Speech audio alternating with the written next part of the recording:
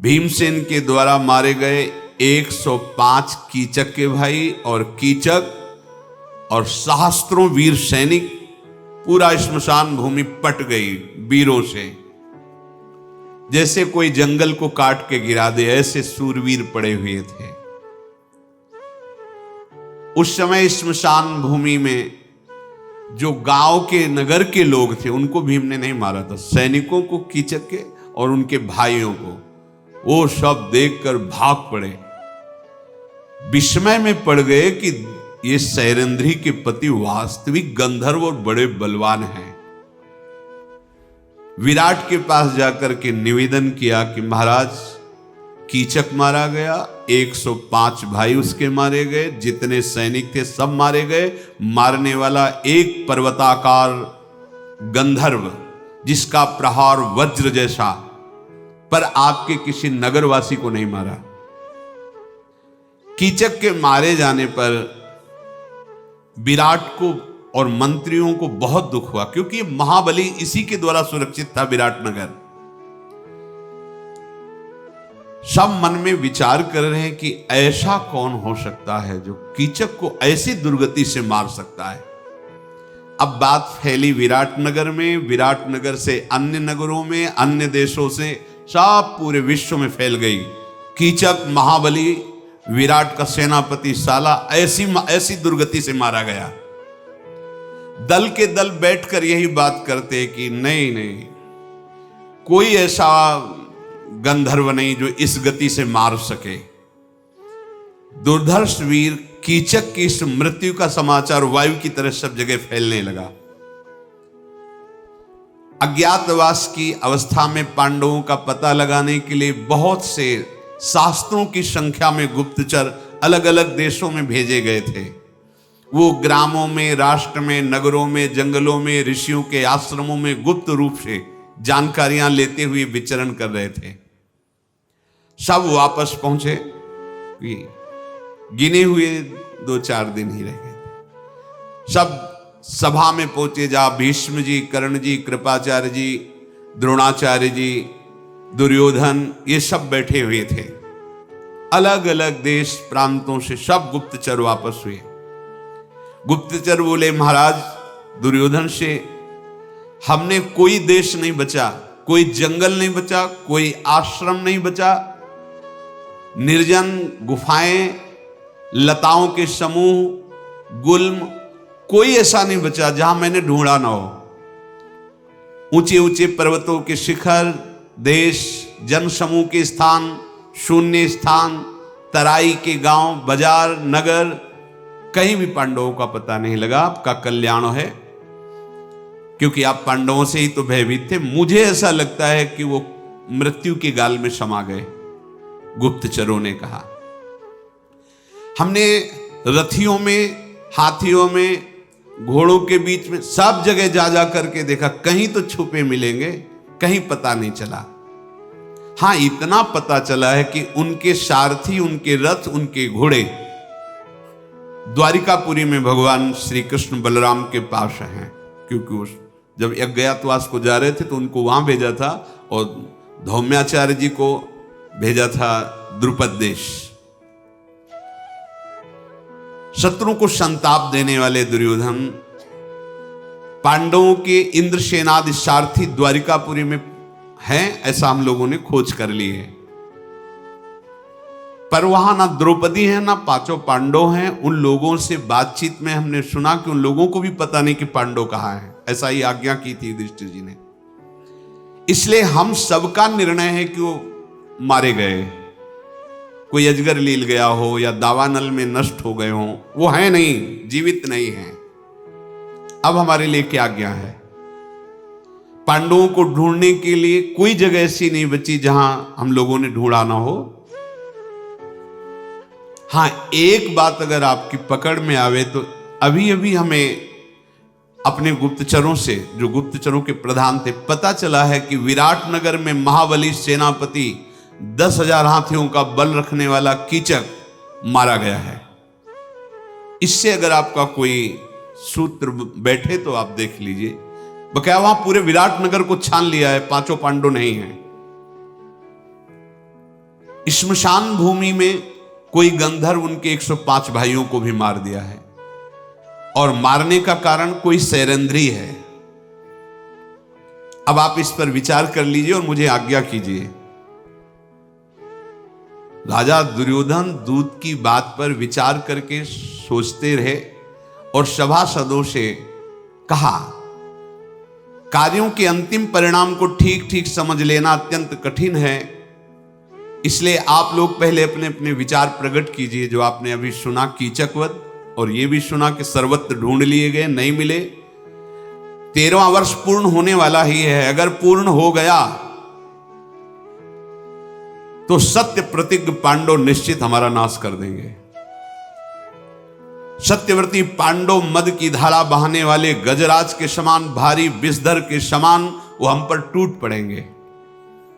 इसलिए अभी समय है, 1 2 दिन 3 दिन जल्दी से ढूंढ लिया जाए तो 12 वर्ष का वनवास और 1 वर्ष का अज्ञातवास, अगर पहचाना नहीं गए तो भारी विपत्ति हम सब पे पड़ने वाली है। कर्ण ने कहा कि अब इन गुप्तचरों को छोड़ो, अब हम गुप्तचर तैयार करते हैं। ये और जन समुदाय में तो जाए, पर ये सन्यासी, महात्मा, सिद्ध, इनके आश्रमों में भी जाए, सबसे विनय पूर्वक पूछे, सेवा भावना करके कि आप ध्यान के द्वारा देखो पांडव कहां हैं। ऐसा पाप भावना में अनुरक्त रहने वाले दुशासन ने कहा कि जैसा कर्ण कह रहे हैं, इन्हीं के विश्वास पात्र गुप्तचरों द्वारा पता लगाया जाए, जल्दी से पांडवों की खोज की जाए। घूम घूम करके गुप्तचर शीघ्रगामी घोड़े के द्वारा जाकर पता लगाए, कहीं ना कहीं तो पांडव होंगे ही। और अगर कहीं ऐसा जो ऐसा समाज में बताया गया कि अजगर लील गया या दावानल में, तो फिर मुझे कोई चिंता की बात नहीं, क्योंकि मेरा राज्य फिर निष्कंटक है। द्रोणाचार्य जी ने कहा, मूर्खता की बात मत करो। जो धर्मशील है, जितेंद्रिय है, कृतज्ञ है, धर्मात्मा है, ऐसे युधिष्ठिर को कोई अजगर ले जाए, दावानल जला दे, ऐसे शब्द भी उच्चारण मत करो। मैं अपने अनुभव की बात कहता हूं, इस समय काल की भी सामर्थ्य नहीं कि पांडवों को नष्ट कर दें। पांडव हैं, सुरक्षित हैं जहां भी हैं। खूब सोच विचार कर लो, विलंब किया तो सब मारे जाओगे।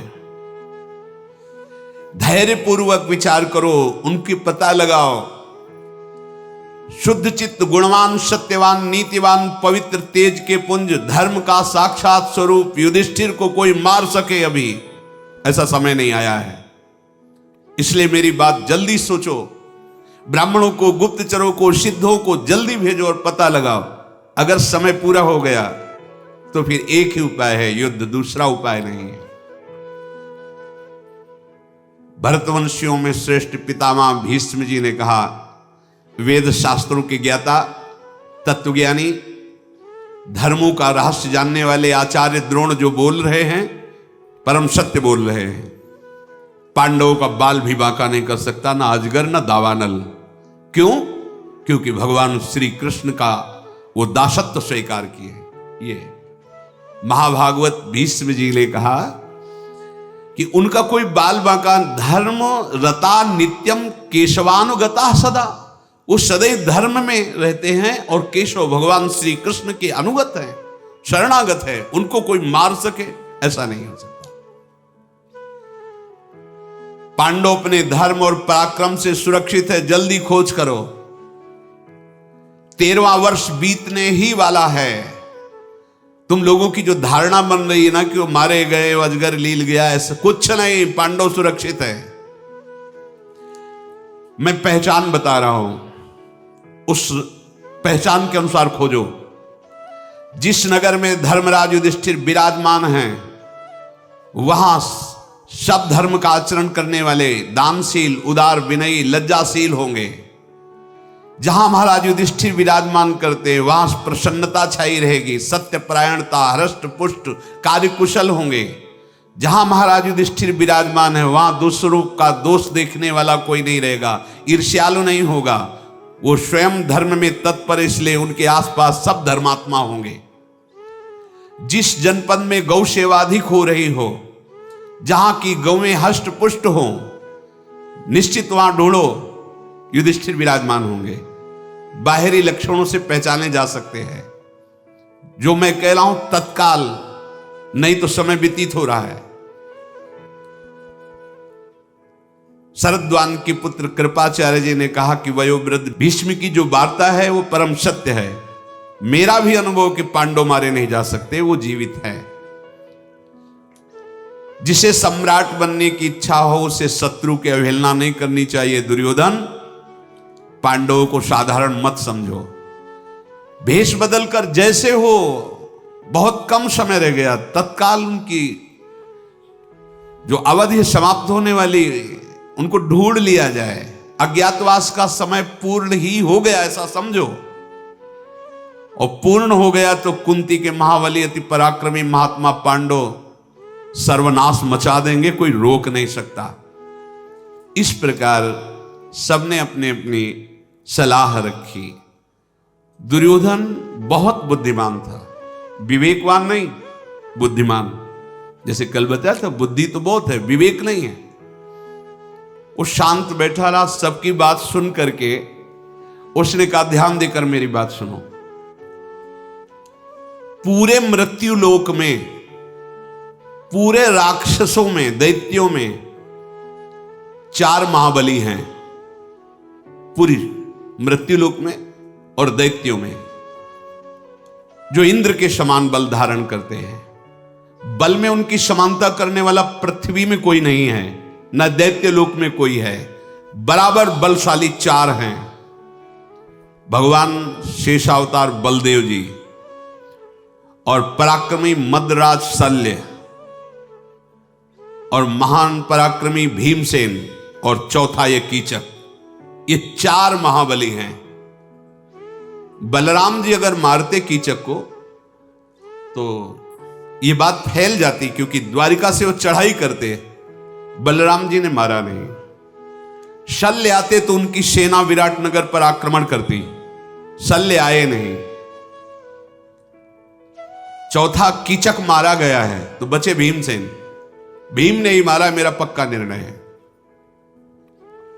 ये सभी बलशाली एक दूसरे को जीतने का बल रखते हैं, इसलिए मेरा पूरा का पूरा विश्वास है कि भीमसेन ने ही मारा है जो विराटनगर में कीचक मारे गए। पक्का निर्णय मुझे। पर जब तक पहचान साबित नहीं की जाएगी तब तक बात नहीं होगी। और वो सैरंध्री इतनी सुंदरी बताई गई, वो और कोई नहीं, द्रौपदी है। पक्का विश्वास है मेरा, कोई विचार करने की जरूरत नहीं है। द्रौपदी के निमित्त कीचक की बुद्धि बिगड़ी होगी, और भीमसेन ने गंधर्व का नाम रख करके उसको मार दिया है। कीचक मारा गया, भीमसेन ने मारा, पक्का। इसलिए बिना विचार के विराटनगर पर आक्रमण कर देना चाहिए। भीमसेन ऐसा पराक्रमी वीर है कि वहां रह रहा है और आक्रमण सह नहीं पाएगा। वो युद्ध में निकल आएगा, हम पहचान लेंगे। फिर 12 वर्ष का वनवास, 1 वर्ष का अज्ञातवास। पितामह भीष्म जी, द्रोणाचार्य, कृपाचार्य, कर्ण, सब एक साथ उसकी प्रशंसा की। बिल्कुल ठीक तुमने, ये सब एक पक्ष हो गया है। भोजन का बहुत बड़ा प्रभाव होता है। जैसा खाओ अन्न वैसा बने मन। जरूर जरूर दुर्योधन की प्रशंसा करने लगेगी। बहुत सुंदर विचार किया, पक्का ऐसा ही है। क्या करना चाहिए? अब हमें विराटनगर की तरफ तुरंत सेना सजा करके आक्रमण करना चाहिए। पहले गोधन, उनका गौओं का अपहरण करना चाहिए। पांडव जहां रहते हैं वहां कोई आक्रमण हो, वो शांत नहीं बैठ सकते, क्योंकि वीर पुरुष हैं, वो कोई कायर नहीं है। जहां वो हमारे सामने आएंगे हम पहचान लेंगे। जहां पहचान लिए तो हमारा संकट दूर हो जाएगा। त्रिगर्त देश के राजा महाबली सुशर्मा भी वहां बैठे हुए थे, जिनको बहुत बार कीचक ने पीट पीट के भगाया था। कीचक मारा गया, अब उनकी जलन विराट पर थी, तो उन्होंने कहा कि मुझे आदेश करो, एक तरफ से हम अपनी सेना सहित आक्रमण, दूसरी तरफ से आप घेर लो विराट नगर को। कर्ण ने दुर्योधन से कहा, बहुत सुंदर बात, दोनों तरफ की चढ़ाई में जरूर पांडव निकल पड़ेंगे और हम उन्हें पहचान लेंगे। बलपूर्वक कीचक ने बहुत से राजाओं को सताया है। मत्स्य नरेश बहुत बार जो विजय प्राप्त की वो कीचक के बल से, विराट में इतने सामर्थ्य नहीं है। चलो तत्काल सेना को सजाने का आदेश करो, ठीक अवसर है। विराट के यहां रत्न धन सब हम ले लेंगे, बंदी बना लेंगे विराट को और सब आपस में बांट लेंगे, गोधन रत्न आदि सब। इसलिए सेना को सुसज्जित किया जाए, कई टुकड़ियों में बांट दिया जाए। पितामह भीष्म, आचार्य द्रोण, शरद्वान पुत्र कृपाचार्य, ये सब ने स्वीकृति दे दी, हां ऐसा ही किया जाए। जिधर आक्रमण का निश्चय किया गया, कौरव के सैनिक उधर तैयार होकर चलने लगे। सुशर्मा ने त्रिगर्त के साथ अर्थात अपने देश के सैनिकों के साथ जो दिशा निश्चित की गई उधर चल पड़े। भयानक सेना कौरवों की, अरे जिसमें भीष्म जी, द्रोणाचार्य जी, कृपाचार्य जी, अश्वत्थामा, कर्ण आदि, और सुशर्मा भी बहुत बलवान, सब विराट नगर की तरफ चल पड़े। सप्तमी की तिथि को अग्निकोण की तरफ से सुशर्मा ने चढ़ाई की और अष्टमी को निश्चित किया गया था कौरव दूसरी तरफ से आक्रमण करके जो उनकी गौशालाएं थी, पहले गोधन का अपहरण करेंगे। 13वां वर्ष भली भांति पूर्ण हो चुका जब ये नगर में चढ़ाई के लिए पहुंच गए। अब इसमें समय लगा, पूरे अज्ञात वर्ष का समय पूर्ण हो गया है। व्यतीतः समयः सम्यक वसताम वै पुरोत्तमे, पूरा समय हो गया। ये युद्ध प्रारंभ होने के पहले ही समय, 1 वर्ष का अज्ञातवास सम्यक पूरा हो गया। सुशर्मा ने वेग से आक्रमण किया और लाखों गौवें विराट की अपने अधिकार में कर ली। बड़ा कोलाहल मच गया, धूल उड़ रही थी। जितने भी गोपगण बलवान रक्षा में थे, कहां उस राजा की सेना और कहां गोपगण, पर गोपगणों ने रक्षा का प्रयास किया, पर उन सैनिकों के भाले, मूसल, फरसे, भिंदीपाल, इन सब अस्त्रों के प्रहार से वो छिन्न भिन्न हो रहे थे। ग्वाले भयभीत होकर के भागे और महाराज विराट की सभा में जाकर के कहा कि सावधान हो जाइए, आपकी गौओं का अपहरण त्रिगर्त देश के नरेश सुशर्मा ने आक्रमण करके अपने अधीन कर लिया और बहुत से ग्वालों, जो सेवा करने वाले ग्वाले, उनको मार दिया गया है। आप जल्दी अपने गौ रक्षा कीजिए। हमारा तिरस्कार करके उन्होंने हमारे भाइयों को मार दिया, गोप जनों को, और गौओं को हाँक कर लिए जा रहे हैं। आप छुड़ाने की चेष्टा कीजिए, नहीं आपका यश और आपकी गौएं ये दोनों आपके हाथ से चली जाएंगी। राजा तो एकदम घबरा गए। तत्काल, ये पहले से पता हो तो तैयारी होती, रथ, हाथी, घोड़े, पैदल सबको तत्काल आदेश किया सैनिक तैयार हो जाएं।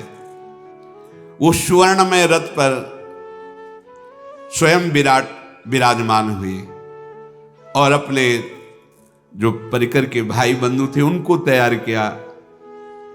जब रथ जोत रहे थे तो कंक ने कहा युधिष्ठिर जी ने कि हमें ऐसा लगता है कि आपके यहां जो घोड़ों की रक्षा करता है और जो गौओं की रक्षा करता है और जो रसोइया है, ये महावीर हैं, इनके लक्षणों से पहचान में आता है। और महाराज, मैं 4 प्रकार के धनुर्वेद की प्रकांड जो पद्धतियां हैं उनका मैं ज्ञाता हूं, केवल पासे ही चलाना नहीं जानता हूं।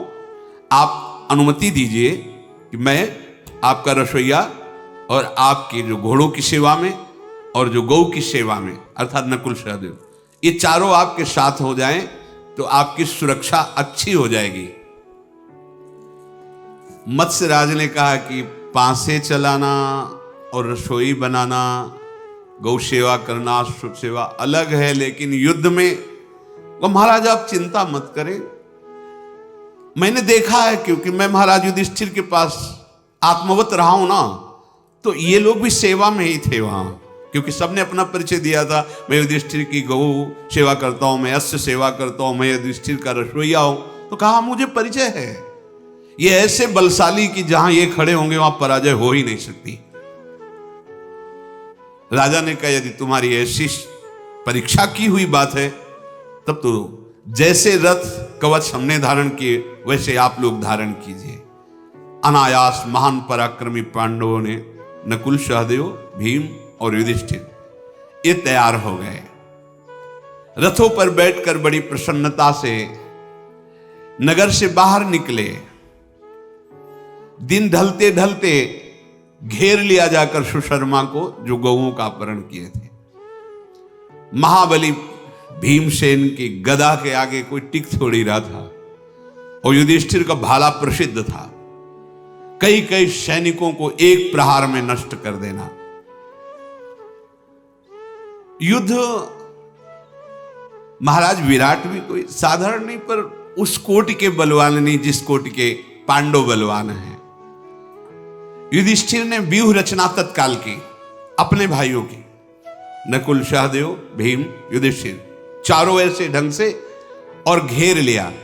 और महाराज विराट रथ के द्वारा अपने सैनिकों के घेरे से रण कौशल दिखाते हुए त्रिगर्त के 500 रथी, 800 घुड़सवार, 5 महारथी मारकर गिरा दिए और सुशर्मा पर धावा किया। विराट ने सुशर्मा पर प्रहार किया। सुशर्मा रणोन्मत्त होकर के विराट को बाणों से बींधने लगा। महाराज युधिष्ठिर ने देखा कि विराट तो घिर रहे हैं। सुशर्मा ने विराट की सेना को मथ करके विराट के घोड़ों को मार दिया, सारथी को मार दिया, और दौड़ करके विराट को बंदी बना लिया। भयभीत हो गए विराट। सुशर्मा ने जब विराट को बंदी बनाया, महाराज युधिष्ठिर की तरफ दृष्टि करके विराट कह रहे थे, कंक तुम कह रहे थे कि बहुत बलशाली ये लोग हैं, छुड़ाओ मुझे, मुक्त करो। देखो हमारे यहां सुखपूर्वक रहे हो, तुम हमारी जान की रक्षा करो, बड़ा सत्कार किया है तुम्हारा, अब उसका बदला चुकाओ। युधिष्ठिर ने कहा शांत रहिए, आप धैर्य धारण कीजिए। महाबली भीमसेन से कहा, भीम जल्दी छुड़ाओ सुशर्मा से विराट को, कहीं ऐसा ना हो कि मृत्यु दंड दे दे। भीमसेन जैसे भयंकर तूफान चलता है, ऐसा वेग धारण करके दौड़े। सुशर्मा से कहा खड़ा रहे, खड़ा रहे। गदा से रास्ता बनाते हुए शीघ्र पहुंचे। 1,00,000 सैनिकों को एक क्षण में मार दिया। न जाने कितने घुड़सवारों को, रथियों को, हाथी सवारों को भीमसेन विनाश करते हुए सुशर्मा के पास पहुंच गए। बलवान भीमसेन ने सुशर्मा के रथ पर छलांग लगाई, पहुंच गए, बाल पकड़ा, खींच के नीचे गिरा दिया। और विराट को विराट यद्यपि वृद्धावस्था को प्राप्त हो रहे थे, फिर भी बलशाली थे ही। भीमसेन के अंक में विराट विराजमान, और कहा भीमसेन तुम चिंता मत करो, देखो अभी ये सब भागते हैं पीठ दिखा के। सुशर्मा के बाल पकड़ करके बलपूर्वक घसीट करके महाराज युधिष्ठिर के पास लाए और कहा आदेश करो इसका अभी सर उतार दें। सुशर्मा तो भयभीत हो गया, चिल्ला चिल्ला के रोने लगा, ये हमारी इच्छा नहीं थी, पर दुर्योधन ने मुझे भेजा है। गला दबा के कहा भीमसेन ने सुशर्मा का कि अब दुर्योधन सहित तू भी यमराज के पास जाएगा, वहीं तू जाके सलाह करना। युधिष्ठिर जी बड़े दयालु है युधिष्ठिर जी।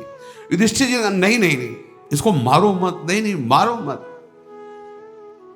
कहा आप जहां होता है वहां आप छोड़ देते हो, वही बाद में अपने लिए काल बनता है। जयद्रथ को छुड़वा दिया था मुंडन करवा के, वही तपस्या करके भगवान शंकर से वरदान मांगा था, एक दिन में पांडवों पर विजय प्राप्त का, अर्जुन को छोड़ के।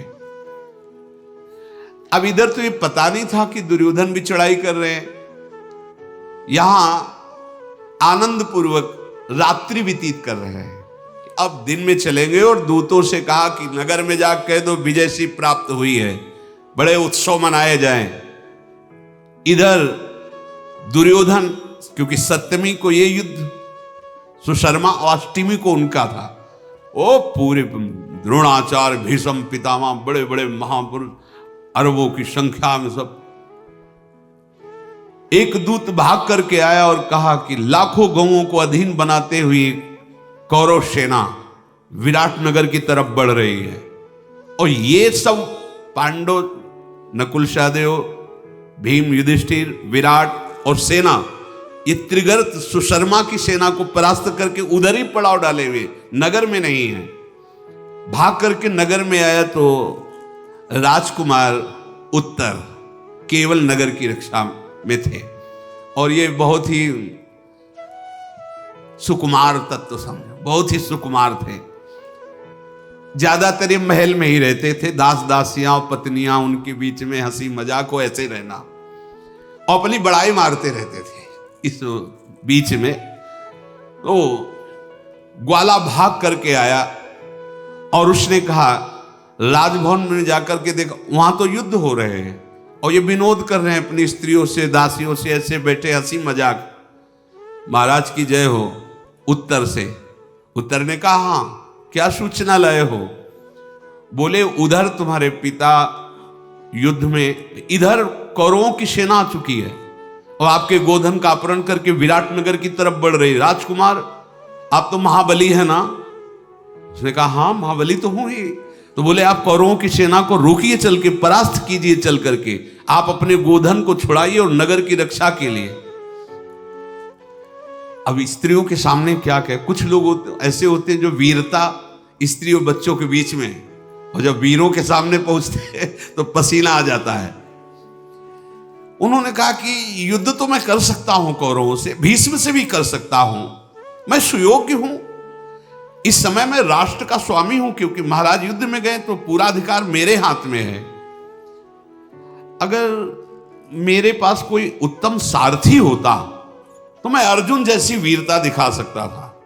तो सैरंध्री द्रौपदी जी वही थी, देखा ऐसे और कहा, अर्जुन जैसी वीरता दिखा सकते? बोले, सैरंध्री तो तुम हमें छोटा मोटा वीर समझती हो?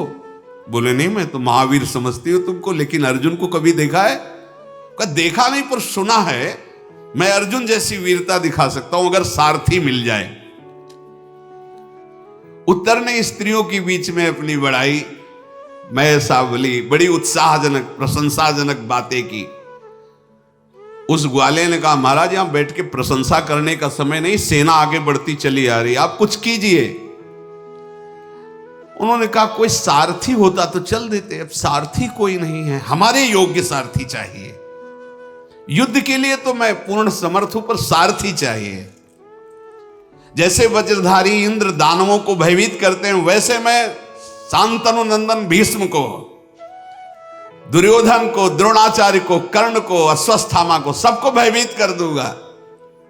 बृहन्नला दूर खड़ी थी, हंस रही थी देख देख के कि अभी देखा नहीं होगा तुमने भीष्म आदि को, इसलिए ऐसा मेरे सामने क्या 2 मुहूर्त में सबको परास्त कर दूंगा।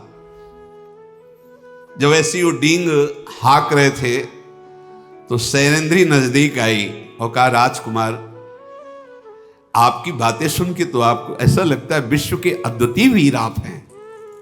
हां, तुम्हें कोई संशय? तो बोले, आप कुछ वीरता भी तो दिखाइए ना, बार बार ग्वाला कह रहा है कौरववंशी है, सारथी नहीं है कोई, इसलिए नाचना ना आता हो। तो बोले, आंगन टेढ़ा है इसलिए मैं नाच नहीं सकता, वैसे तो मैं बहुत अच्छा नाच लेता हूं। हाँ, सैरेंद्र ने कहा, सारथी की व्यवस्था मैं कर दूं। जो खांडो प्रस्थ को जलाने वाले गांडीव धनुषधारी अर्जुन हैं, उसी के बल से खांडो प्रस्थ जला, ऐसा सारथी। कौन है? अपने घर में रहने वाली बृहन्नला, ये सारथी बोलेगी। राजकुमारियों को नचाती ये सारथी। मान लो, द्रौपदी ने कहा जो सैरेंद्री थी, मान लो कि साक्षात अर्जुन ही है, ऐसी कला इसमें है, अगर ऐसा है तो देख लो प्रयास करके राजी हो। अब तो डर लगने लगा कि सारथी भी मिल रहा है। जिन दिनों अर्जुन की सहायता भगवान श्री कृष्ण दावानल रूप महान खांडोवन को जलाया, तो यही थे प्रधान, यही थे जिसे बृहन्नला समझ रहे हो, यही सारथी थे। उत्तर ने कहा वैसे इसको सारथी बनाना तो मुझे शोभा नहीं देगा कि एक नपुंसक सारथी हो, पर अगर तुम्हें अनुभव है ऐसा तो तुम देख लो, बात करो। द्रौपदी ने कहा हमारी तो बात हो गई है, क्योंकि हम वहां थी जब महाराज युधिष्ठिर के यहाँ ये सारथी थे ना, तो वहां मैं सेवा में रहती, मैंने देखा है इनका बल, आप आदेश करो, तैयार करें इन्हें। उत्तर ने कहा तो फिर भी मेरा बल देख लेना, अगर सारथी मिल गया तो कौरव हार गए निसंदेह। सैरेंद्री ने कहा कि अपनी बहन से बोलो कि जाके प्रार्थना करे बृहन्नला से। तो उत्तर ने उत्तरा से कहा बहन तुम जाओ और प्रार्थना करो कि वो हमारी सारथी बन जाए। उत्तरा नजदीक गई और अर्जुन से प्रेम पूर्वक बोली, बृहन्नले हमारे राष्ट्र में बड़ा संकट उपस्थित हो चुका है, पिताजी दूसरी दिशा में युद्ध में हैं और कौरव पक्ष बहुत बलवान आक्रमण करते हैं और मेरे भैया बड़े वीर हैं, आप उनकी सारथी बन जाएगी बस थोड़े दिन के लिए। अभी उनका सारथी नहीं है इसलिए वो ऐसा कह रहे हैं। बृहन्नले अगर सारथी बन गई तो युद्ध कला में मेरे भैया कितने प्रवीण ये तुम देख लोगी। उत्तरा ने कहा सुना है तुम अर्जुन के सारथी रहे हो। होगा हाँ मैं सारथी रहा हूं, तुम्हारी इच्छा ऐसी है तो ठीक है मैं स्वीकार करता हूं। राजकुमार तैयार हो, तुम कवच बांधो, धनुष लो और मैं सारथी के पद पे बैठता हूं। घोड़ों की लगाम संभाली, बैठ गए। अब वो तो सर्वगुण संपन्न साक्षात गांडीव धनुषधारी अर्जुन है। देर नहीं लगा, सामने पहुंचा दिया। वो खड़े होके जे ही देखा भीड़ तो कांपने लगे, पसीना आ गया, बैठ गए और कहा बृहन्नला देखो हम स्त्रियों के बीच में तो बोल के आ गए, मेरी सामर्थ्य नहीं कि मैं खड़ा रह सकूं। अरे बोले महाराज आप तो बड़ी वीरता की बातें कर रहे थे, अभी तो हमने परिचय ही नहीं दिया। देखो वो श्वेत वस्त्र धारण जो किए हुए खड़े हैं वो कुरुवंश के पूजनीय भीष्म पितामह हैं, वो द्रोणाचार्य है। विराट कुमार ऐसे ऐसे बता रहे और वो कूदे रथ से भाग पड़े। जब पीछे मुड़ के देखा तो है ही नहीं, दौड़ करके वो लोग अपनी चोटी संभाली, साड़ी कमर में बांधी, दौड़ करके पकड़ करके लाए और कहा ये वीरों को शोभा देता है, तुम क्या जाके महल में बात करोगे। बोले मुझे जीवित रहना है, मुझे मरना नहीं है ऐसे महावीरों से। देखो तुमने प्रतिज्ञा की है, तुम्हें जाने तो दूंगा नहीं, युद्ध करना पड़ेगा तुम्हें, क्योंकि मैं जिसका सारथी बनता हूं उसको कभी परास्त का मुख नहीं देखना पड़ता, पराजय का। गौओं को बिना वापस लौटाए और इन सब कौरवों को परास्त किए बिना हम तुम्हें जाने नहीं देंगे। सैरेंद्री ने तुम्हें विश्वास दिलाया था कि मैं बहुत कार्यकुशल योद्धा हूं, आप चिंता न करो, जिसके साथ मैं होता हूं वहां विजय होती है। उत्तर बोला ये सफेद पोशाक में कौन दिखाई दे रहे। तो उनका अद्भुत महापुरुष भीष्म पितामह है। आयों का मत्स्य देश की तरफ रथ मोड़ो, इनको तो देखा नहीं जा रहा, ऐसे दुर्धर्ष दिखाई दे रहे। गौएं चली जाएं, विराटनगर चला जाए, मुझसे से कोई परवाह नहीं, मेरे प्राण बचाओ। ऐसा कह करके बाण सहित धनुष फेंक करके राजकुमार उत्तर रथ से कूदे और भयभीत होकर भाग पड़े। बृहन्नला पीछे से कहती जाए, राजकुमार वापस आ जाओ, ये छत्री का कार्य नहीं है पीठ दिखा के भागना। अभी तो युद्ध किया ही नहीं, तुम भयभीत होकर भाग रहे हो, ये उत्तम बात नहीं है। ऐसा कहकर कुंती नंदन अर्जुन रथ से कूद पड़े और दौड़ करके बड़ी शीघ्रता से राजकुमार को पकड़ा, अपनी अजानबाहु लंबी लंबी भुजाओं में बांध लिया और कहा तुम्हें जाने नहीं देंगे, तुम्हें युद्ध करना होगा। वो चिल्ला चिल्ला के रोने लगे, मुझे छोड़ दो। अर्जुन को हंसी आ रही थी, इतना वीर बन रहा था, अभी तो युद्ध की बात सुनकर इसकी हालत ऐसी हो रही। अर्जुन की जब छाती से लगा, जब अर्जुन ने ऐसे तब उनको लगा कि ये मेरे हृदय में एक अपार बल सा आ रहा है, जैसे राख में छिपी हुई आग, ऐसे ही ये बृहन्नला के भेष में कोई तेजस्वी महापुरुष है। उत्तर को ऐसा अनुभव हो रहा है, निश्चय ये कपट वेशधारी कोई महापुरुष है, साधारण नहीं है। मालूम होता है कि ये किसी कार्य के निमित्त से ऐसा वेश धारण किए हुए है। और कौरवों ने जब उत्तर को पकड़ने के लिए दौड़े थे तो अर्जुन को जो चाल, उनका दौड़ना, ये देखकर आपस में सलाह करने लगे, ये तो साक्षात अर्जुन है। निश्चय निश्चय ये जो राजकुमार उत्तम को अपनी बाहों में भरे हुए ये गांडीव धनुषधारी अर्जुन है। सैनिकों ने कहा कि जैसा श्री कृष्ण का बल, बलराम का बल संग्राम भूमि में होता है, ऐसे ही ये जो नपुंसक का वेश धारण किए हुए हैं, इनकी बाहुओं में दिखाई दे रहा है, पक्का ये अर्जुन है। अर्जुन ने ऐसे उत्तर को पकड़े हुए और एक हाथ से उसके बाल पकड़े हुए थे, लाए रथ पे बैठाला। उत्तर रोते हुए विलाप करते हुए बोला, बृहन्नले तुम जो कहोगे मैं तुम्हें दे दूंगा, जितने मोहरे कहोगे, जो जो कहोगे, हमें छोड़ दो, बस हमें छोड़ दो, मैं जीवित रहना चाहता हूं, मरना नहीं चाहता। सुनो, मैं 100 मोहरे दूंगा तुम्हें और स्वर्ण जटित बहुत से वैदूर्य मणि, ये सब तुम्हें दूं, तो मुझे छोड़ दो, मुझे जाने दो। अर्जुन ने कहा कि अगर ज्यादा रोना धोना करोगे तो आप सुनो, हमें गुस्सा आ जाएगा, चुपचाप बैठो। भय से आतुर शुद्ध बुद्ध खो करो अर्जुन के पास बैठे। महावीर कौरवों के पक्ष में है। देखो तुम मेरे बाहुबल से सुरक्षित हो, तुम्हें बिल्कुल इन वीरों से नहीं डरना चाहिए। मैं बड़ा दुर्धर्ष वीर हूं, तुम्हें परिचय नहीं इसलिए तुम घबरा रहे हो। दुर्गम है ये, जितनी सेना तुम देख रहे हो अकेले मुझे पार नहीं कर सकती कौरवों की सेना। तुम केवल मेरे सारथी बनकर बैठे रहो, मैं तुम्हें बताता रहूंगा कैसे चलाना है, कहां पहुंचाना है। देखो तुम ये ना समझो कि मैं केवल बोल ही रहा हूं, मेरे प्रहार को ना भीष्म जी सह पाएंगे और ना द्रोणाचार्य जी सह पाएंगे, ना कृपाचार्य। शांत रहो, तुम भयभीत मत हो। बार बार अर्जुन की तरफ देख रहा है।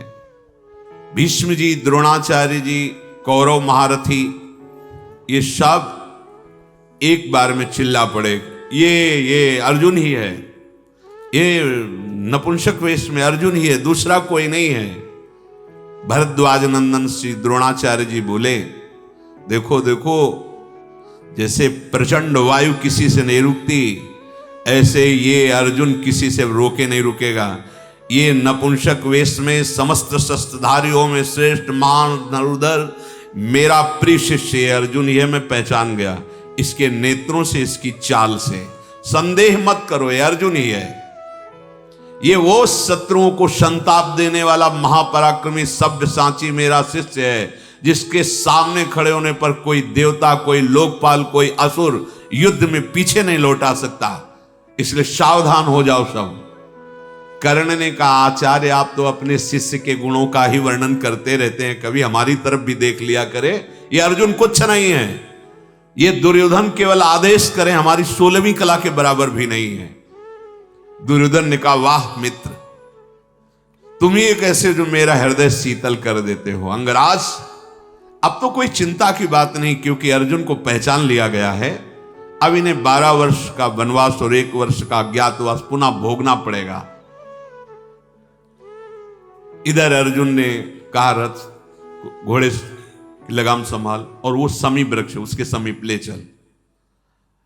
विराट कुमार उत्तर वहां पहुंचे। उतर रथ से, चढ़ जाए समी वृक्ष पर, और मेरा धनुष इसमें रखा हुआ है, भीम की गदा, महाराज का भाला और भी अस्त्र शस्त्र सब रखे हुए हैं। तुम इस समय गांडीव धनुष उससे निकालो, जिसका भार कोई भी धनुष नहीं सह सकता। बड़े बड़े गजराजों की सेना को एक बार में विनाश करने की सामर्थ्य गांडीव धनुष रखता है। मेरी बाहुओं में जो बल है ये तुम्हारे धनुष तिनके के समान है, ये सह नहीं पाएंगे मेरी बाहुओं को। मेरा धनुष निकालो गांडीव। उत्तर देख रहे, तुम्हारा गांडीव? अभी तो तुम कह रहे थे अर्जुन के सारथी, फिर गांडीव धनुष तो अर्जुन का है। बोले, इसमें युधिष्ठिर जी के, भीम के, नकुल के, सहदेव के भी अस्त्र शस्त्र रखे हुए हैं। इसमें हमारा कवच भी रखा हुआ है। लाखों धनुष मिलकर के भी हमारे गांडीव धनुष की समानता नहीं कर सकते। चढ़ो इस पे। वो दूर से लाश दिखाई दे रही, हम राजकुमार, कोई लाश ढोने वाले थोड़ी कि हम चढ़ जाएं। हम नहीं चढ़ेंगे, हम अपवित्र हो जाएंगे।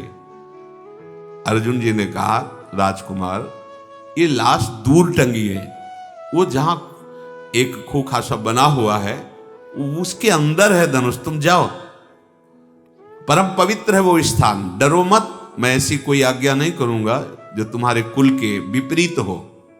अर्जुन के ऐसा कहने पर विवश होकर रथ से उतरकर समी वृक्ष पर गए और वहां पत्तों और तृणों में लिपटे हुए अस्त्र रखे हुए थे, नीचे उतारा। बहुमूल्य रत्नों से जटित उन सब अस्त्रों को देखा तो अर्जुन जी ने एक धनुष को कहा, इसके पत्ते और तृण हटाइए। जे ही हटाया तो ऐसे प्रकाशित हुआ मानो आग साक्षात मूर्तिमान तेजो रूप होकर। तेषाम विमुच्य मानानाम धनुषा मर्क वर्चसाम विनिश्चेरु प्रभा दिव्या ग्रहाणा मुद इश्वे। बोले, ऐसा खोलने पर तेज प्रकट हुआ मानो समस्त ग्रह सूर्य आदि तेज एक साथ प्रकाशित हो गए हो। गांडीव धनुष। उत्तर के नेत्र चकाचौंध हो गए। उन्होंने कहा, ये किसका धनुष है, इतना दिव्य, इतना चमकीला और इतना वजनदार? ये किस यशस्वी वीर का धनुष है, इसका नाम क्या है? बृहन्नले, जो मैं पूछ रहा हूं ठीक ठीक उत्तर दीजिए। अर्जुन ने कहा, राजकुमार अब सुनो, इस धनुष का नाम गांडीव है और ये जिसके हाथ में होता है उसका नाम अर्जुन, और काल से भी युद्ध करने की सामर्थ्य रखता है अर्जुन। ये मेरे पास ही सदैव रहता था। कुछ समय के लिए, अज्ञात समय व्यतीत करने के लिए मैंने इसमें रख दिया था। ये देवताओं पर भी विजय अकेला प्राप्त कर सकता है, ऐसा ये धनुष है। विराट पुत्र, जिस समय मैं अपने दिव्य बाणों का संधान इस पर करता हूं, फिर कोई सामने टिक नहीं सकता। युद्ध में शत्रुओं पर आघात करना और शत्रुओं की बाण वर्षा को काटना गांडीव का सहज स्वभाव है। देखो, ये महात्मा युधिष्ठिर का अस्त्र, ये भीम का अस्त्र है, ये नकुल का, सहदेव का अस्त्रों का परिचय दिया।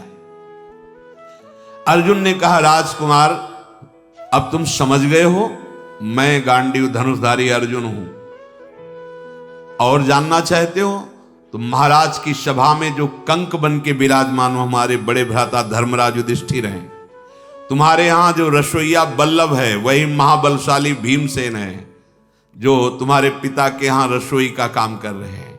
अश्वों की देखभाल करने वाले ग्रंथिक नाम से मेरे भ्राता नकुल हैं, और गौशाला के अध्यक्ष तंतिपाल नाम से मेरे भ्राता सहदेव हैं। हम पांचों पांडव, और सैरेंद्री जो तुम्हारे मां के यहां दासी रूप से रह रही, वो महान द्रौपदी है जिसके कारण कीचक मारे गए। उत्तर कूद पड़ा रथ से, साष्टांग दंडवत किया और कहा कि मुझे क्षमा करना, मैंने आपको बार बार बृहन्नला कह के संबोधन, आप तो हमारे गुरुदेव के समान पूज्य हैं, मुझे विश्वास नहीं हो रहा कि आप बृहन्नला बन करके मेरे महल में राजकुमारियों को नचाते गए। अहो भाग्य, सौभाग्य कि मुझे अर्जुन का सानिध्य मिला। मेरे अज्ञानवश जो आपको कुछ अनुचित व्यवहार लगा हो तो क्षमा कीजिए। मैं अब आपके चरणों का आश्रय पाकर बहुत ही निर्भय हो गया और मुझे कोई भय नहीं। पार्थ, मैं सदैव आपका दास। अब आप कृपा दृष्टि से देखिए और अब देखिए कि मैं कितने उत्साह से घोड़ों को हाँकता हूं। मेरा महान सौभाग्य प्रकट हुआ जो अर्जुन का सानिध्य मुझे मिला। बीरबल, आप आरूढ़ होइए और देखिए, आप जहां आज्ञा करेंगे वहीं मैं घोड़े को ले चलूंगा। अर्जुन ने कहा, तुम कोई भय मत करना, रण में केवल तुम्हें अब कौशल देखना है अर्जुन के हाथों का। ये जितने महावीर खड़े सब भाग पड़ेंगे, तुम निश्चिंत रहना, भयभीत मत होना। मेरे इन सब तरकशों के जो बाण हैं वो अंदर से उत्साहित हो रहे हैं चलाने के लिए, क्योंकि 12 वर्ष का वनवास, 1 वर्ष का अज्ञातवास सहने के कारण मेरे भी हृदय में प्रबल वेदना हो रही कि इनको दंड दें। सुनो, कुछ क्षण मौन रहना। और शांत होकर जितने दिव्यास्त्र प्राप्त किए थे सबका स्मरण किया। सब दिव्यास्त्र साक्षात रूप से प्रकट हो गए। अर्जुन ने कहा, जिस समय मैं जैसा स्मरण करूं आप कृपा करके उसी समय उपस्थित हो जाए। सब दिव्यास्त्रों ने कहा, मैं आपके मन में ही वास कर रहा हूं, आप बस स्मरण कीजिए, जिस समय जिसका स्मरण करेंगे हम सेवा में उपस्थित रहेंगे। ये सब देख करके उत्तर ने कहा, महाराज एक प्रश्न का उत्तर दे दीजिए, आप इतने महान होकर नपुंसक बनकर के क्यों रहे महल में? कैसे नपुंसकता को प्राप्त हो गए? मेरी ये बात समझ में नहीं आ रही। आप बाहरी वेश छुपा लेते, लेकिन परीक्षण हुआ था आपका, आप नपुंसक थे, आपका परीक्षण पिताजी ने कराया था, आप नपुंसक थे, तो बाहरी भेष ही नहीं, आप वास्तविक नपुंसक थे। ऐसा कैसे हो सकता है कि परीक्षण भी सही हो और आप अर्जुन भी हो? अब मुझे संशय नहीं है, पर मेरे अंदर एक अब भी प्रश्न है कि अर्जुन नपुंसक कैसे हो सकते हैं? तो अर्जुन ने बोला, मैं उर्वशी के शाप से नपुंसक भाव को प्राप्त हुआ था। पूर्व काल में भाई युधिष्ठिर की आज्ञा से देवलोक गया। उस सभा में उर्वशी ने मेरे को देखा, मैंने उर्वशी को देखा, पर मेरा देखने का हेतु था कि वो मेरे वंश की मूल हेतु जननी है।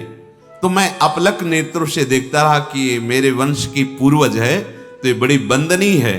पर उसको ऐसा लगा कि मैं काम भाव से देख रहा हूं, इसलिए देवराज इंद्र ने प्रेरणा करके हमारे पास भेजा।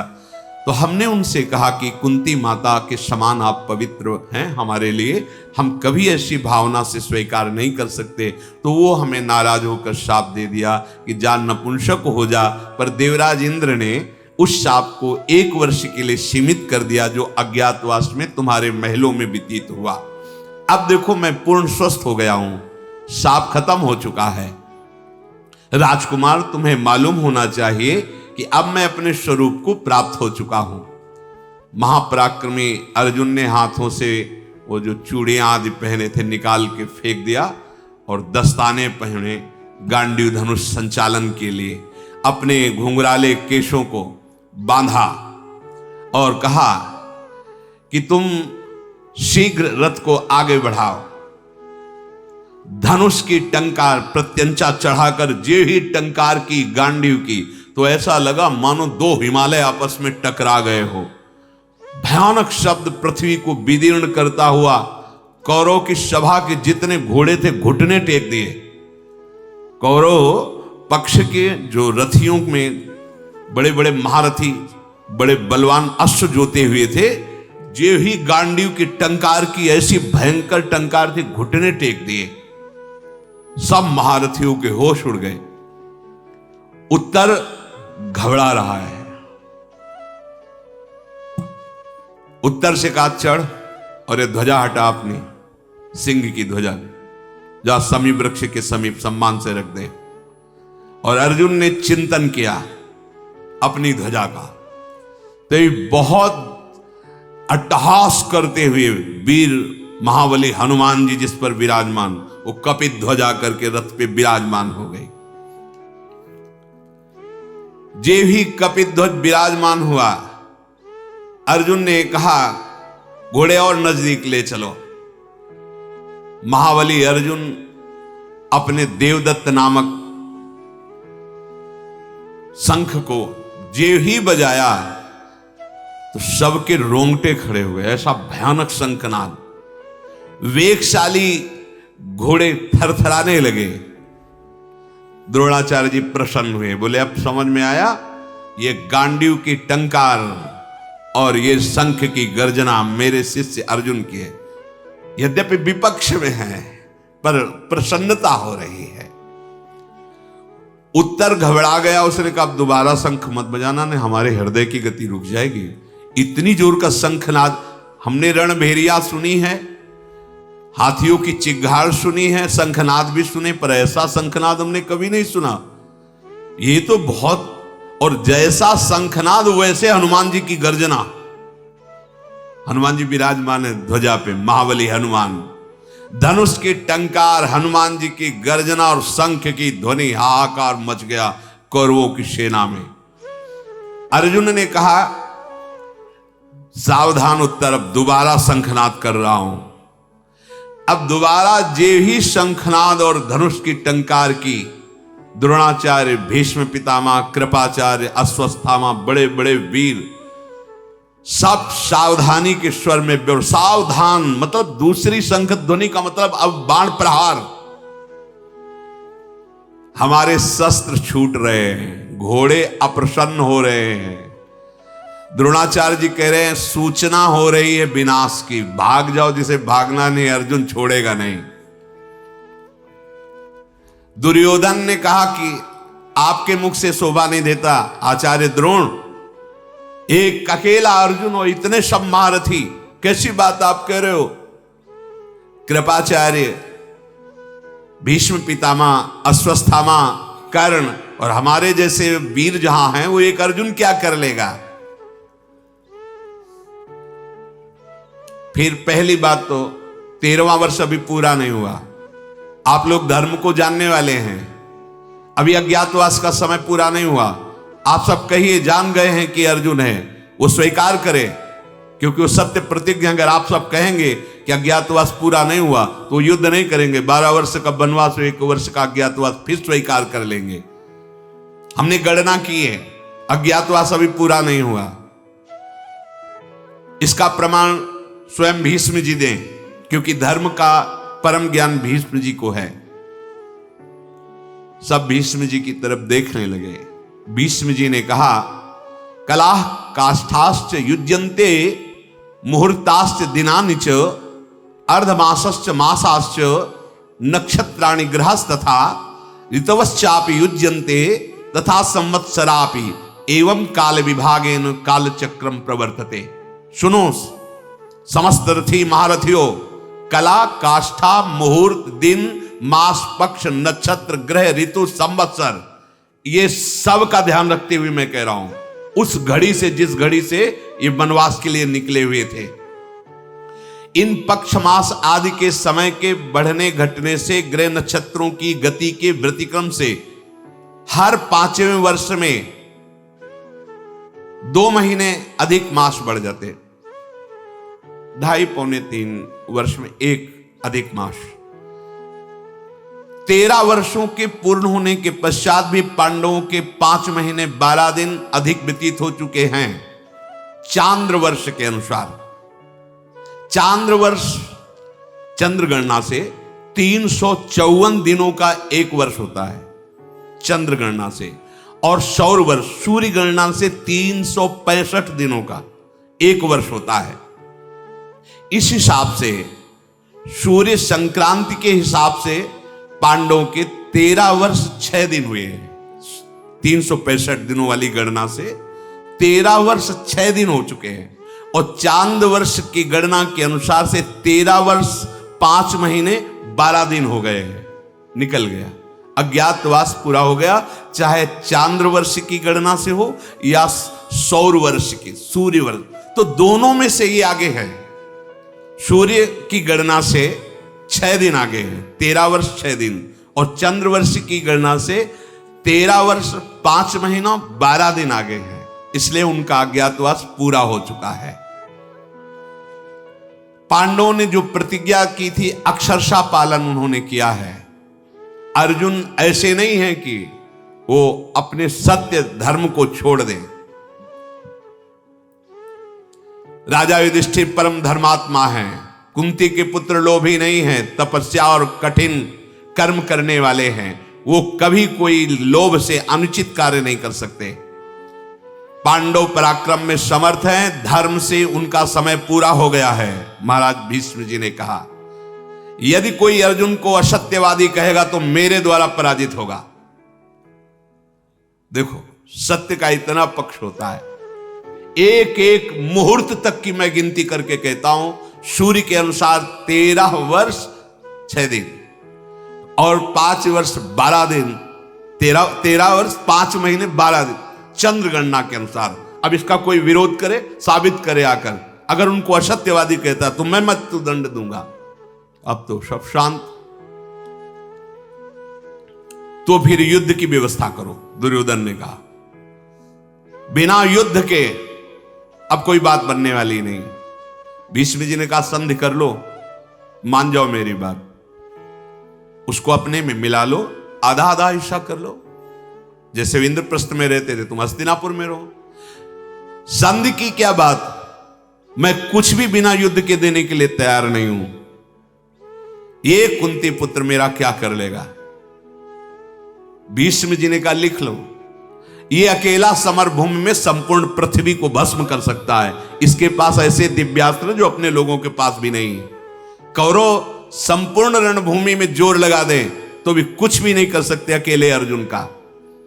दुर्योधन ने कहा, मैं कुछ नहीं दे सकता, संधि कर नहीं सकता। अब आप शीघ्र वही उपाय बताओ जिससे युद्ध में विजय हो। भीष्म जी ने कहा, अगर युद्ध ही करना चाहते हो तो मेरी बात सुनो, तुम हमारे राजा हो, 1/4 हिस्सा सेना का लेके चलो हस्तिनापुर, यहां टिको मत। 1/4 सेना का हिस्सा अपनी सुरक्षा के लिए लो, निकल पड़ो हस्तिनापुर। क्योंकि अगर यहां सब बंदी बनाए जाएंगे, आप छूटे रहेंगे तो बात बन जाएगी। पहला प्रहार अर्जुन आप पे ही करेगा, इसलिए आप निकलिए। और 1/4 हिस्सा सेना जो गौएं अपहरण की गई वो हस्तिनापुर लेकर के चले।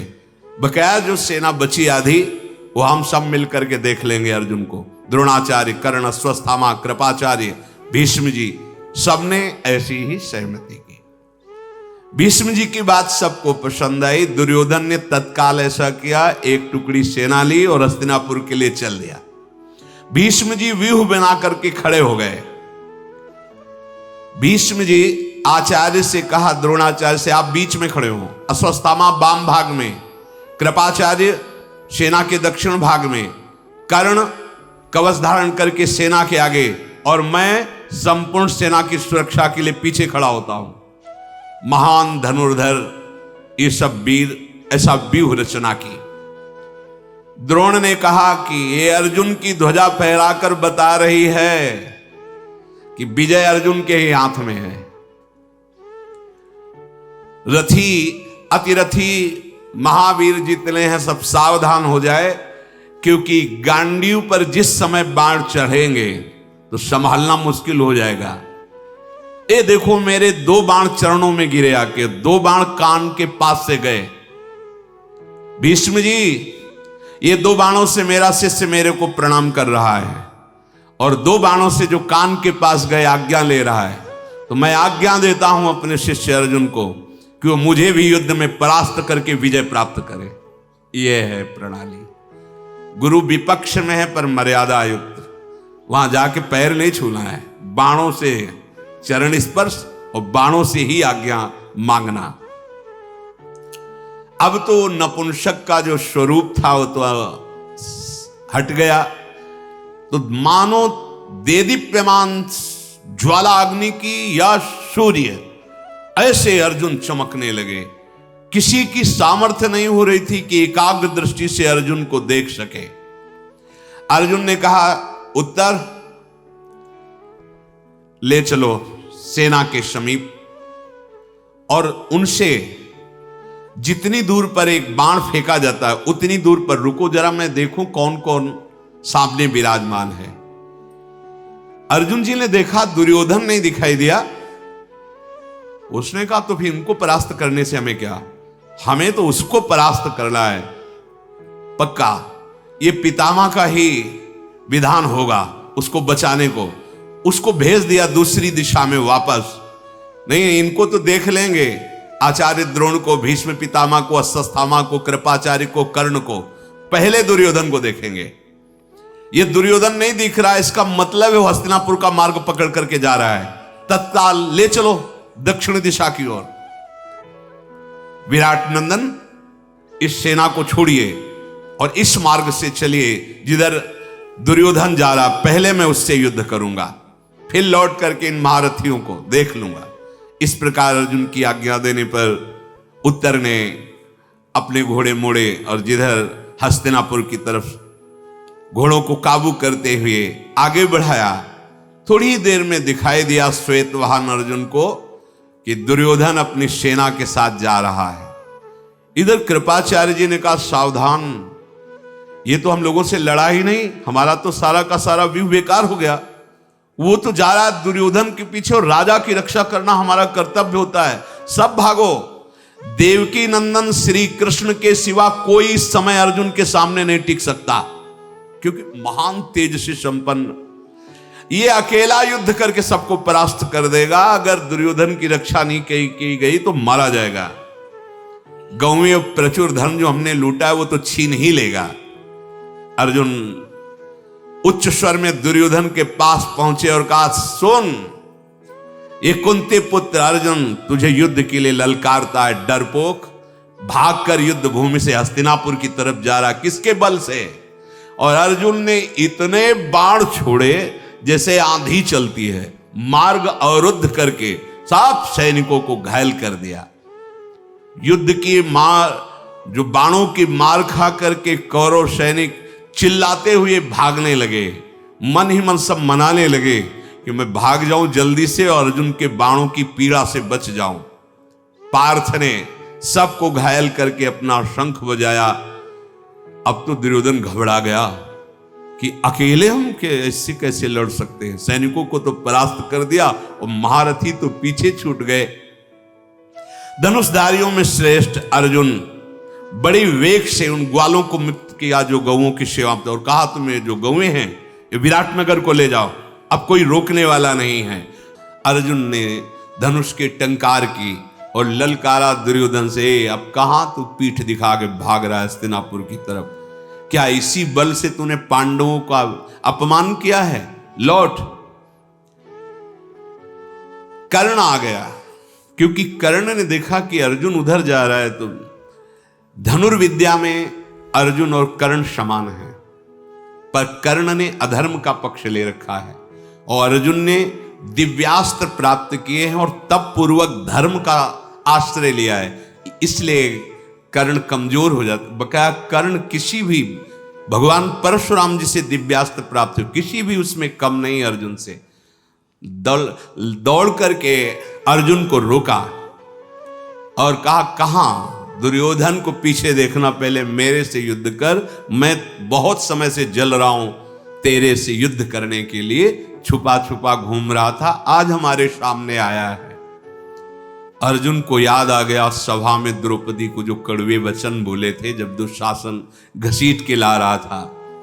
बाणों की वर्षा कर दी, देर न लगी, उसके सारथी को मार दिया, घोड़ों को मार दिया, ध्वजा काट दी। और कर्ण ने भी बाणों की वर्षा की, पर अर्जुन के दिव्यास्त्र संधान से वो भाग पड़ा है। एक क्षण भी नहीं टिक पाया, भाग पड़ा, छोड़ के सेना भाग पड़ा। जितने भी सैनिक थे मानो जैसे पानी की वर्षा हो रही, ऐसे बाणों की वर्षा करके सबको घायल कर दिया। गौएं छुड़ा ली और जो गोपगढ़ गौओं की रक्षा में थे उनको भी मुक्त किया दासत्व से और कहा, जाओ ये विराटनगर की ओर गवें लेकर तुम जाओ। अर्जुन ऐसा कह करके सहसा आगे बढ़े तो विराट पुत्र तेजी से रथ को हाँक रहा था। धनंजय की बाणों की मार से जो दुर्योधन के आसपास सैनिक थे वो सब नष्ट होते चले जा रहे थे। जैसे प्रचंड आंधी वृक्षों को उखाड़ती चली जाती है, ऐसे रथ की सेना, हाथियों की सेना, घुड़सवार सेना, पैदल सेना, इनको नष्ट करते हुए अर्जुन आगे बढ़े। अर्जुन के हृदय में भारी उत्साह। उसी समय कर्ण का भाई लाल घोड़ों के रथ पर बैठकर सामने आया। संग्रामजीत उसका नाम था। उसने अर्जुन को बाणों से बीधना चाहा। एक ऐसा छुरधार नाम के बाण से संधान किया, उसका गला कट के गिर गया। जब ये फिर कर्ण ने सुना कि मेरे भाई की हत्या अर्जुन ने कर दी, फिर लौट पड़ा। अब वो अर्जुन से बड़े बल से युद्ध कर रहा है। कर्ण का साहस देखकर अर्जुन ने कहा, देख तेरे साहस और तेरी गति को, अभी तो भागा था, अभी मैं फिर रोकता हूं। गरुण चिन्ह वाले बाणों से संधान किया, घिर गया। कर्ण को कुछ दिखाई नहीं दे रहा, बाण ही बाण। क्षण भर में उसका फिर घोड़ा, रथ, सारथी सब नष्ट कर दिया। अर्जुन ने जब घोड़ा, सारथी, रथ नष्ट किया तो कर्ण फिर पीड़ित होकर भाग पड़ा। अर्जुन के सामने द्रोणाचार्य जी ने कह दिया था, इस समय उसके सामने कोई नहीं टिक सकता। अकेला अर्जुन पूरे त्रिभुवन पर भारी है, क्योंकि तप, धर्म और दिव्यास्त्र तीनों से परिपक्व है। पितामह भीष्म, द्रोणाचार्य, कृपाचार्य ये तब तक पहुंच चुके थे। हठ पूर्वक बाणों की वर्षा करके अर्जुन को रोकने लगे। शत्रुओं का मान मर्दन करने वाले धनंजय के गांडीव धनुष से छूटे हुए वज्र के समान सायक जितने भी जन आए हुए थे, सबके ध्वजा काट देना, घोड़ों को मार देना और सारथी को पीड़ित कर देना।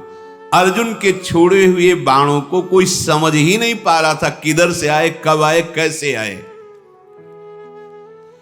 कर्ण भाग चुका था, ये महारथी युद्ध में डटे हुए थे। अर्जुन सबको ऐसे रोके हुए थे जैसे समुद्र के भारी तरंगों को तटभूमि रोके हुए हो। तत्काल भीष्म जी ने व्यूह रचना संकेत से की तुरंत, क्योंकि बहुत बड़े महारथी अर्जुन जी हैं। श्वेत घोड़ों वाले रथ पर सवार हुए अर्जुन दिव्यास्त्रों का स्मरण किया। स्मरण करते ही दिव्यास्त्र उनके धनुष पर विराजमान हो गए। अर्जुन प्रजा का संहार करने लगे, मानो साक्षात काल दंड भगवान यम ने चला दिया हो। जिधर देखो उधर सब मृत्यु को प्राप्त होते जा रहे हैं। ऐसे ऐसे अग्निबाण जो पूरी सेना को भस्म कर रहे हैं, मानो आग की ज्वाला प्रकट हो। किसी की ताकत ही नहीं थी कि अर्जुन की तरफ देख सके। सब दिशाओं में दोनों हाथों से बाण संधान कर रहे हैं, दाएं बाएं घूम घूम कर अलात चक्र की भांति। किसी को लक्ष्य नहीं बन पा रहा अर्जुन के मारने का। इतनी शीघ्रता से अर्जुन बाण संधान कर रहे हैं। अचिंत मन बुद्धि वाले शूरवीर अर्जुन ने रणभूमि में ऐसा पुरुषार्थ दिव्यास्त्रों का दिखाया, द्रोणाचार्य जी को 73 बाणों से बेंध दिया। द्रोणाचार्य है अद्वितीय वीर। द्रोणाचार्य जी शस्त्र और शास्त्र दोनों के परम ज्ञाता है। दुस्साहस इनके सामने कोई दिखा सके ऐसा है ही नहीं। द्रोणाचार्य जी के सामने 73 बाणों से सारथी को, रथ को, पताका को काट करके 73 बाणों से मूर्छित कर दिया गुरु द्रोणाचार्य जी को। 10 बाण दुस्साह नाम के वीर को मारा। अश्वस्थामा को 8 बाणों से बींध दिया। दुशासन को 12 बाण, शरद्वान पुत्र कृपाचार्य को 3 बाणों से और शांतनुनंदन गंगानंदन भीष्म को 60 बाणों से बेंध दिया। ऐसे रथ में छाप दिया। 60 बाण से हिल नहीं सकते। छुरप्र नाम वाले बाणों से जितने भी वीर थे सबको घायल कर दिया। और एक कर्णी नाम का बाण मारा जो सबसे पीछे कर्ण भागकर गया था, उसके कान में पूरा बाण घुस गया। वो तो मूर्छित होकर गिर पड़ा। सारथी के वो यमलोक भेज दिया।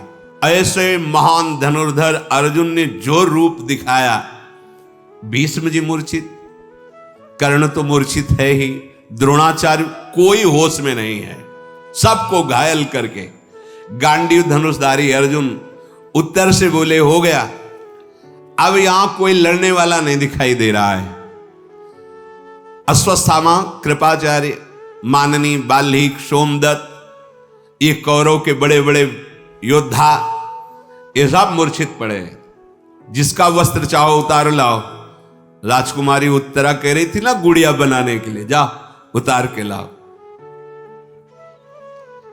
स्वर्णमाला से मंडित ध्वजा से शत्रुओं का तिरस्कार करने वाले अर्जुन, अब जिसको होश आता तो अर्जुन की तरफ नहीं बढ़ता, हस्तिनापुर की तरफ बढ़ता।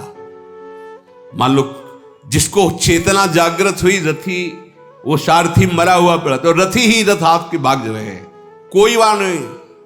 जब तक मूर्छित रहे वस्त्र जिन जिन के बकाया सब अर्जुन सिंहवत खड़े रहे। उस समय अर्जुन की तरफ लौटने वाला कोई वीर नहीं था। भीष्म जी भी मूर्छित ऐसे रथ में बाणों से बिंधे हुए, सब हस्तिनापुर की तरफ वापस। उत्तर से कहा राजकुमार हो गया, तुम्हारी गौएं विराटनगर पहुंच गई, तुम्हारे शत्रु पीठ दिखा के, अब तुम आनंद पूर्वक नगर की ओर चलो।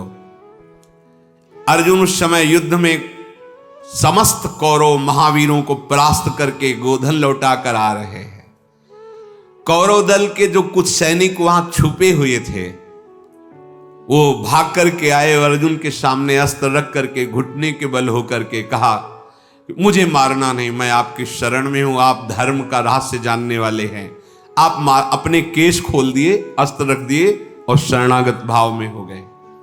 सबके सब अर्जुन के आगे घबराए हुए बोले मुझे मारना नहीं, मेरे प्राणों की रक्षा कीजिए, हम सदैव आपके द्वारा रक्षा पाने योग्य हैं।